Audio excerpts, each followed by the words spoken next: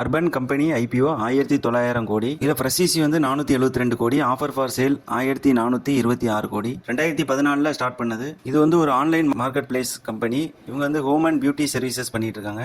இந்தியாவில் வந்து 51 இடத்துல இருக்காங்க. அது மட்டும் இல்லாமல் யுஏஇ, சிங்கப்பூர் இந்த மாதிரி கண்ட்ரிலாம் இருக்காங்க. சவுதி அரேபியாவில் ஜாயின்ட் வெஞ்சரில் பண்ணிட்டு இருக்காங்க.